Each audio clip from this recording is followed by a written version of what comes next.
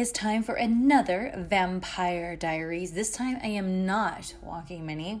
I just got done doing my walking pad. I did about 45 minutes, about a little over 2 miles, and during that little walk, I had some things that were on my mind and I wanted to share them with all of you out there. And I'm probably going to make this a free episode for YouTube just to share these thoughts out there, just because I feel like I should. So long story short as I can make it, earlier today on my Instagram, my main one, Shelly from Cali 4, I post a video, quite a few videos, just talking about how, there's times, and this has happened so many times to me. This isn't just one person I'm talking about, it's many people I'm talking about. But throughout the years, there's been people who, they follow me, whether they're fans from my paid site that are members, or they're people that I personally know, whether it be I've had a friendship with them, or I've shared a locker room with them, was friends with them at work, whatever. And long story short as I can make it, there's been times where I really put out there, as most of you know, what I'm going through and how I feel. And there's been times that things got really heavy and I shared my feelings and thoughts and on those heavy things like deaths and depression that I've been going through and things like that. And it's so interesting to me that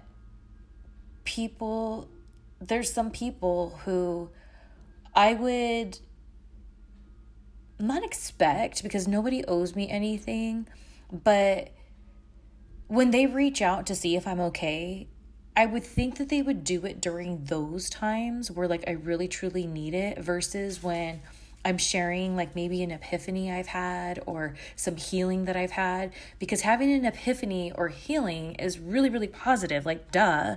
So when I share it, it's to really help others out there, in hopes to help others out there that maybe are going through the same thing, especially because a lot of people in entertainment do follow me, whether it's wrestling or not. So, there's a lot of things that you kind of go through when you're in that kind of a business. So I just know there's people out there reading my stuff. So I put out there some stuff and recently on my Twitter, and it was about having this kind of aha, now I get it, I got it kind of vibes. And some of those same offenders, repeat offenders, they reached out saying, are you okay? I hope everything's all right. Let me know. I'm here for you. And I'm like, what are you talking about? And they were referencing some tweets that I had put out. And I was thinking, did you not read them all the way? Or were you not paying attention and maybe didn't get what I was saying? Because it was positive. So I thought it'd be kind of a fun idea to read my tweets from yesterday and today in my voice of how I sounded when I was tweeting it. But because they're words, it's kind of hard to interpret words when you're just reading them. So let's start at 19 hours ago. This is what I said. Eagerly awaiting tonight's Secret of Playboy episode. I don't know much about the Shannon twins, but for some reason throughout the years I've looked them up to see what's become of them. Anyone watching tonight? Last week's episode did a number on me. Now, the reason why I put that out there is because it's effing true. The Shannon twins are part of Playboy's history that I checked out on, because long story short as I can make it, this is nothing new. I've talked about it a million times on different podcasts that I've had, whether it was Shelly and Stoner Jesus Smokeout, Martinez Girls Radio, the Wake and Bake, Boss Babes podcast. I've talked about over and over how I used to want to live at the Playboy Mansion, and how I knew what pretty much went into how you get in there, and it's dark, but I didn't care. At that point, my opinion of Playboy and Hugh Hefner was completely different than what it ended up being. And by the time the Shannon twins were on Girls Next Door, I wasn't watching it anymore because my feelings about Hugh Hefner and Playboy had changed. So what's interesting is,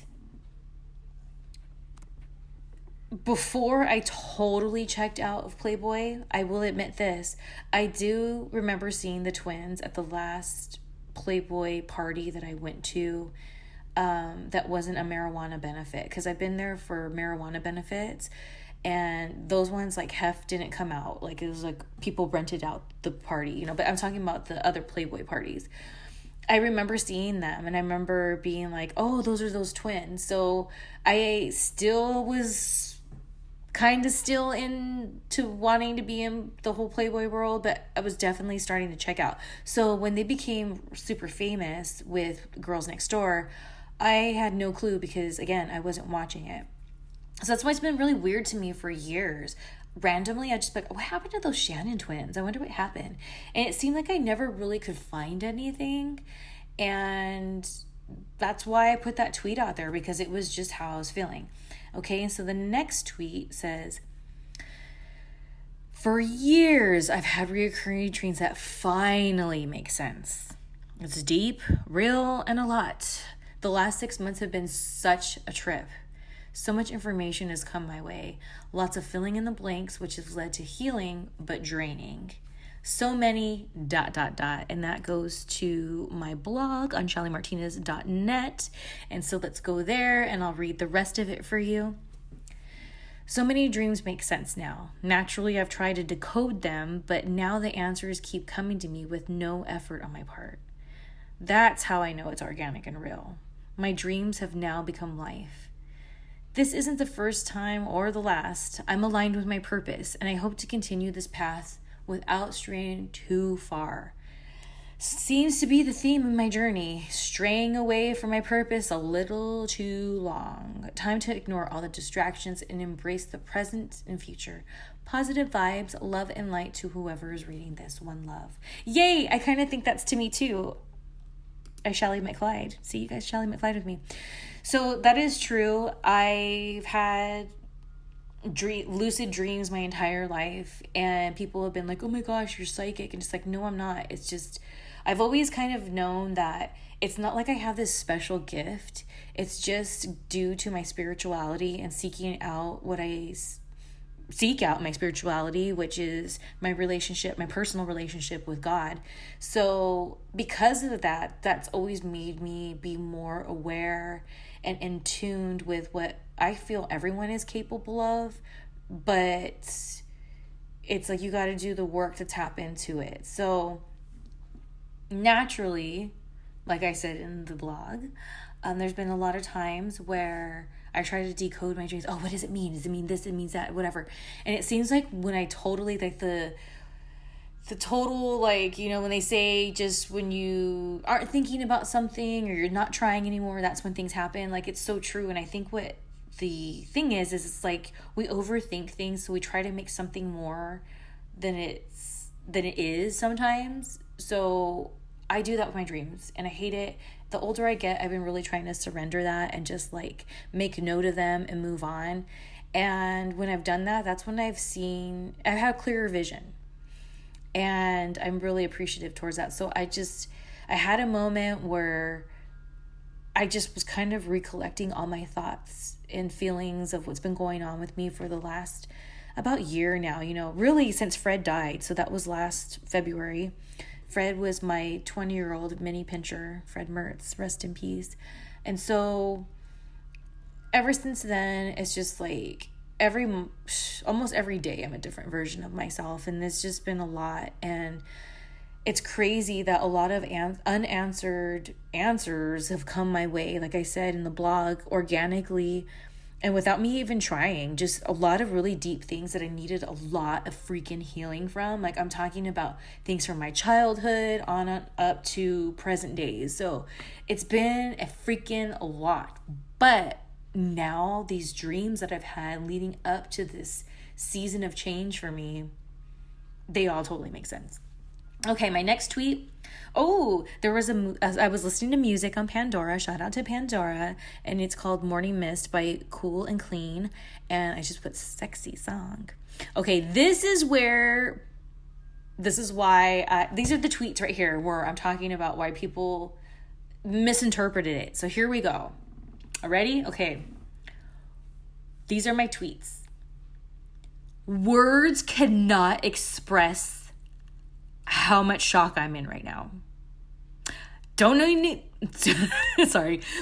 Don't know who needs to hear this, but trust me when I say people and or the truth always reveals itself when the time's right. Positive vibes to anyone out there trying to figure themselves out to heal. Next tweet. Try your best not to overthink situations or people. It may take you off course. Take notes and move forward the best you can. The next one. Don't allow others and their illusions to bring you down. Always trust your gut. The details will follow if it's meant to be. Again, I'm still listening to Pandora. Shout out to Zap and Roger. I was listening to So Rough, So Tough. Thank you very much. So rough, so tough out here, baby. Okay, so next tweet. Oh, God. I was so feeling this. Okay. Taking this as a lesson to never devalue myself ever again. I allowed weird-ass people to F with my vibe for the last time. Well, at least no longer allow them to take from my energy like this. Because let's be honest, there'll always be weird-ass people we have to deal with. And then somebody tweeted, everything okay? This is when it started. And so I retweeted, it is now. Then I was thinking more and more of this situation that unraveled yesterday that I still cannot believe. I still can't believe happened, okay? So then I put a gif of a little stick figure hitting himself on the head with a bat. And then this is what I tweeted. And this, I'll say it the best I can in the energy I felt when I tweeted this. I want to beat my own ass for being such an idiot. And then, of course, and the next tweet was Napoleon Dynamite. Oh, idiot. And then good old Stoner Jesus replied with the Young Bucks gif. Which is an inside joke. If you don't know, now you know. Just go to ShellySJSmokeout.com. Go in the archives. We talk about it. And it's the Young Bucks saying, we've been great all along. And so I retweeted it with those old man Muppets laughing. And the reason why I did that was because, come on, it's freaking funny. It's two old men, and then it goes with the Young Bucks one.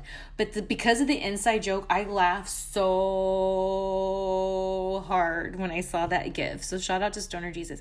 And then my next tweet is a gif of Reverend X, Barry Capricorn. If you don't know him, you got to look him up. Spirit of Truth on YouTube.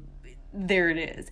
And then the next one is another gif of Barry Capricorn / Reverend X / Spirit of Truth. And it says, in life, sometimes you have to cut that bitch off. Now, you will only get that quote if you watch Spirit of Truth, when he has lovely Yosemite Falls behind him, by the way. Still listening to Pandora music. This time it's Lighter Shade of Brown. Shout out to Lighter Shade of Brown with the song Homies. My homeboys. And then I put 30 minutes because that's right when it was 30 minutes before watching Secrets of Playboy. And then next one, Run Lola Run is an amazing film. When she says, stop, it gets me every time. And now if you haven't seen that movie, Run Lola Run, dude, it's a trip. I highly recommend it. It is a foreign film. I think it's German. So you do have to read the subtitles unless you know the language. But that was per a conversation earlier this morning. And then this is when I get into the Shannon twins. I said, anyone else wish the Shannon twin segment of Secrets of Playboys was a two-parter? I don't know why I'm so obsessed. Didn't watch Girls Next Door season 6. Never invested in the twins or Crystal, but I want to know more. I think it's because I ran around with people who knew and gossiped about them. Next tweet. Guess I want to know if gossipers I knew. I guess I want to know if the gossipers knew what they were talking about, or just haters, or both. Next tweet, a lot of people are talking about the Shannon twins' weight gain. Don't think people understand what trauma and toxic lifestyle can lead you to. I'm sure they were super nervous about being on camera looking completely different than what we're used to. And then I said, unless you've been... Okay, here we go. Now I'm going deep. First of all, I retweeted Hookers for Jesus. Shout out. Stop trying to hang onto a relationship that God has told you to let go. And then my next tweet... Unless you've been brainwashed, mind-controlled, and or in an abusive relationship, you can't understand why it's not easy to walk away from the toxic person or situation. There's more than just leave. If this is you, I pray you can find a way out. You're worth it. And maybe this is part of what my attraction to wanting to know more about these Shannon twins have been this whole time. Because I didn't recognize it then, but maybe my spirit recognized that I had more in common with them than I knew. And I know there's a lot of people out there that, because I've seen some comments and things talking about, again, their weight gain, which I think is really crappy because that's a sign of unhealed trauma to me, in my opinion. And then when people are just like, they could have just left or whatever, or even hearing things like, other people saying that about the other women who were, are speaking out now against Playboy and speaking out against Hugh Hefner and sharing their story. A lot of people are like, they could have just left. And it's like, unless you've been in that kind of controlling relationship, you don't understand it. I know it sounds like it's like just leave, but it's not that easy. It's so much deeper, and it always is rooted to like childhood trauma. So it goes so freaking deep, and the people behind the toxic behavior, the manipulators, the abusers, the brainwashers, whatever, is they know this about the people that they're doing this to. They know that they, for lack of a better term, are all effed up. And so they use it to their advantage to take control. And everyone has a different story. So it makes sense why there's so many people that have a different story about what the relationship is with Playboy or was, and with Hugh Hefner, because everyone has a different background, a different story, a different situation. And it made sense to me why I've been drawn to the Shannon twins, even though I didn't know much about them after watching last night. And then I was listening to KLOS this morning, the Heidi and Frank show. Shout out to Heidi and Frank. And they were talking about some things. And then Heidi was talking about like an ex talking crap to her back in the day, saying that she like looks like a crackhead because she got so thin. And she was like, oh, but I took it as a compliment.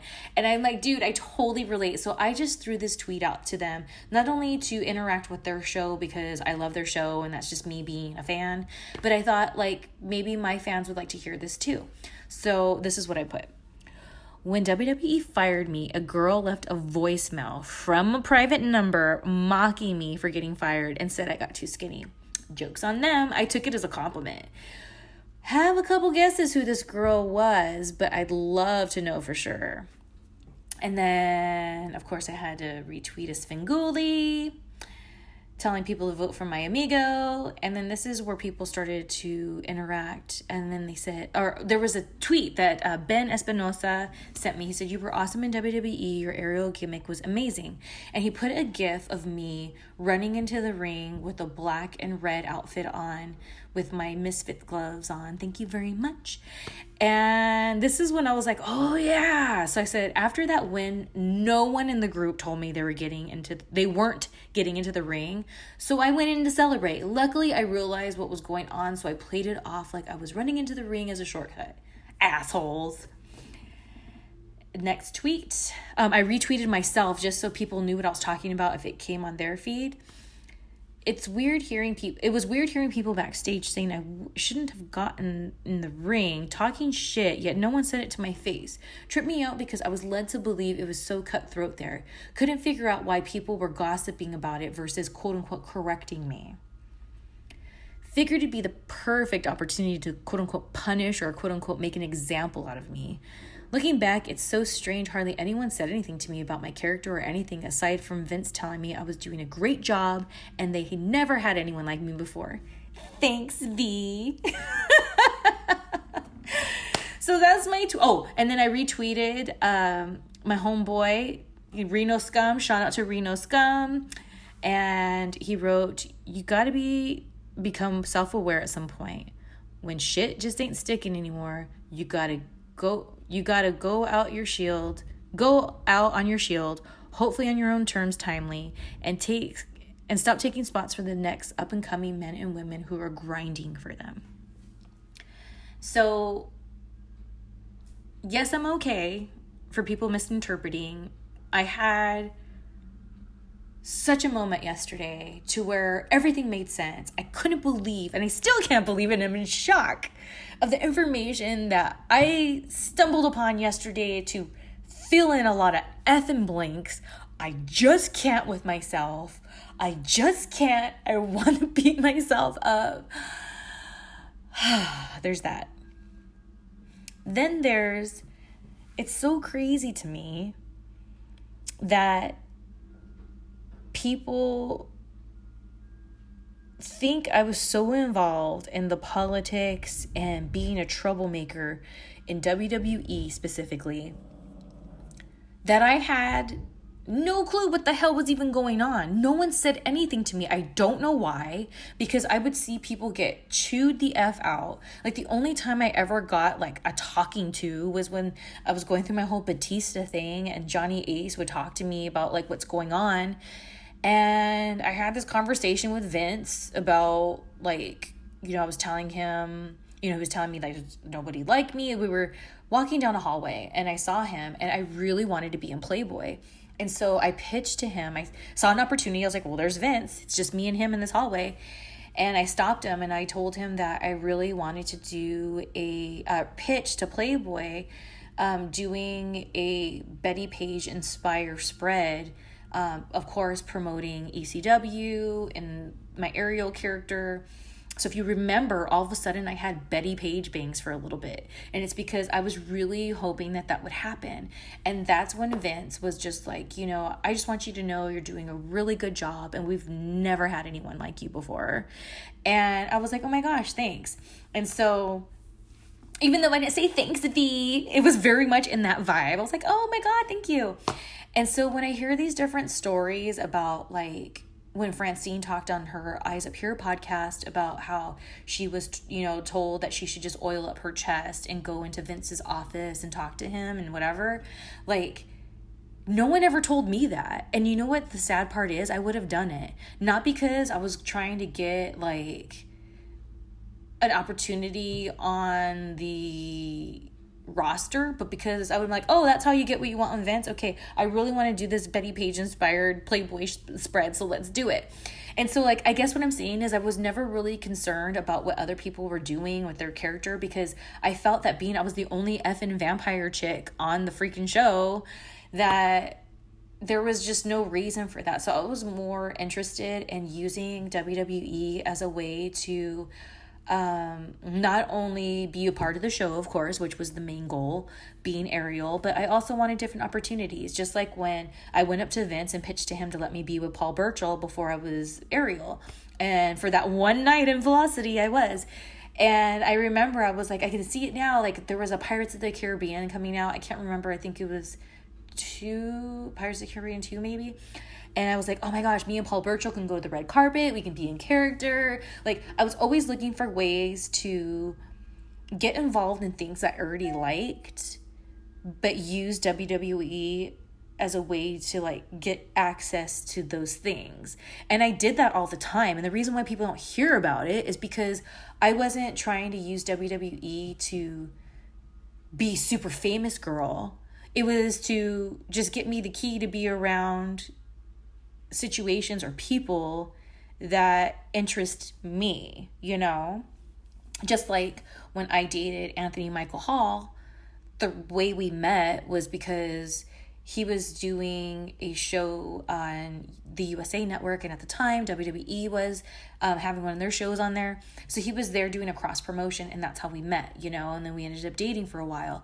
So it's like things like that, like people just don't hear about it because it wasn't like I made a big deal out of it. It was just whatever, you know, things like that, or different little other opportunities. Or a big thing for me was Glenn Danzig was a huge fan of Ariel. So I was able to, because of that, you know, I got like hooked up when there was a Danzig show. I got to go hang out in his bus with him and chat with him.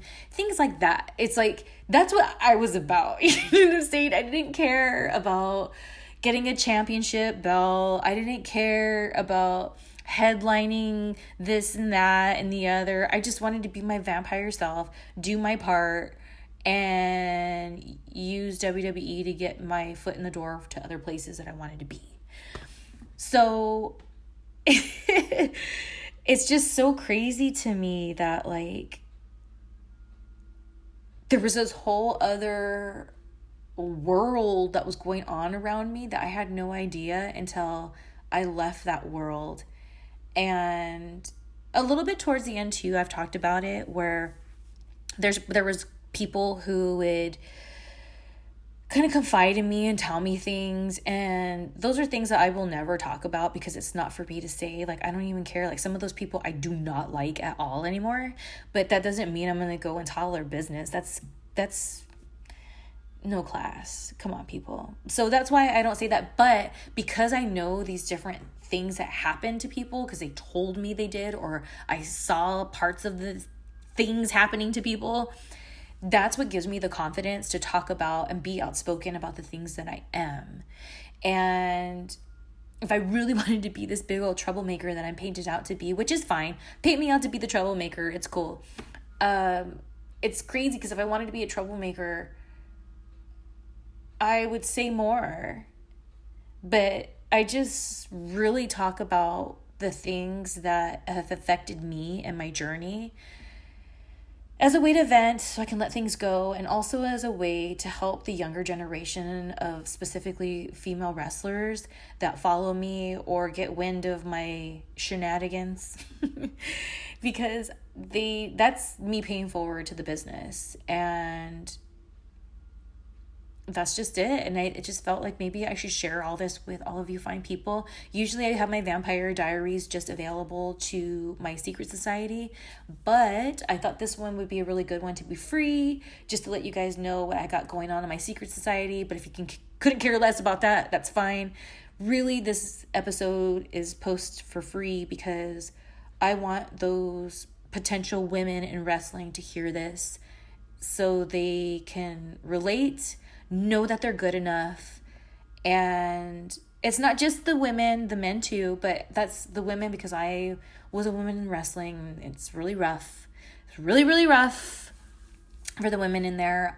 That's just really where my passion is. So, all right, I got to get back to work over here. I hope everyone has an awesome day. It's Taco Tuesday. I wish you all a awesome Taco Tuesday, and I'll talk to you guys later. Adios.